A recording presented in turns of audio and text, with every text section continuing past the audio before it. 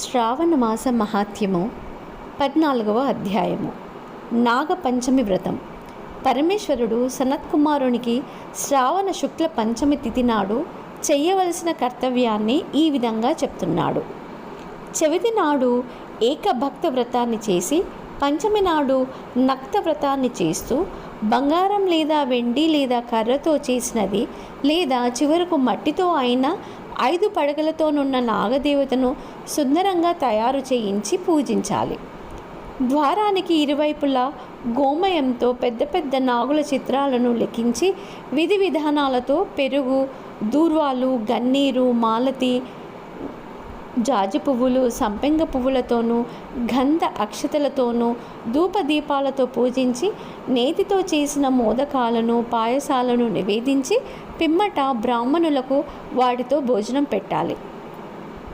పసుపు, చందనం కలిపి గోడపై అనంత, వాసుకి, శేష, పద్మనాభ, కంబల, కర్కూటక, అశ్వ, ధృతరాష్ట్ర, శంఖపాల, కాళీయ, తక్షకులచే నాగకులాది దేవతలను వారి తల్లి కద్రువతో పాటుగా లిఖించి పువ్వులు మొదలైన వాటితో పూజించాలి. తర్వాత పుట్ట వద్ద కూడా వెళ్ళి నెయ్యి, పంచదార కలిపిన ఆవు పాలను పుట్టలో పొయ్యాలి.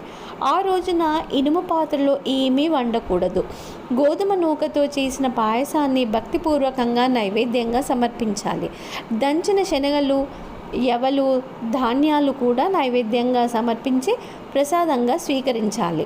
వాటిని పిల్లలకు కూడా పెట్టడం వల్ల వాళ్ళ దంతాలు గట్టిపడతాయి. పుట్టకు సమీపంలో నృత్య గీతాలతో ఉత్సవం చేసుకొని ఆనందించాలి. ఇలా చెయ్యడం వల్ల పాముల వల్ల ఎటువంటి భయం ఉండదు. పాము కాటుతో మరణించిన వారు అధోలోకాలను పొంది తామస నాగులుగా మారుతారు. వారికి ఉత్తమగతి కలగడానికి ఈ వ్రతాన్ని ఆచరించాలి. ఈ వ్రతాన్ని 12 నెలలు ఆచరించి నాగలు ప్రీతకే బ్రాహ్మణులకు, సన్యాసులకు భోజనాదులతో తృప్తిపరచాలి. రత్నాలు పొదగబడిన బంగారు సర్పాన్ని పురాణవేత్తవైన విప్రునకు తమ శక్తి కొలది గోవుతో పాటుగా దానమిస్తూ ఈ శ్లోక మంత్రాన్ని పఠించాలి. సర్వగం సర్వదాతారం అనంతమపరాజితం ఏకే చిన్మేకులే సర్పదష్టా ప్రాప్తా హ్యతో గతిం వ్రతదానేన గోవింద ముక్తిభాజో భవంతు తే. ఇలా ప్రార్థించి అక్షతలను, శ్వేతచందనం కలిపిన నీటిని భక్తిగా వాసుదేవుని పాదాలకు సమర్పించాలి.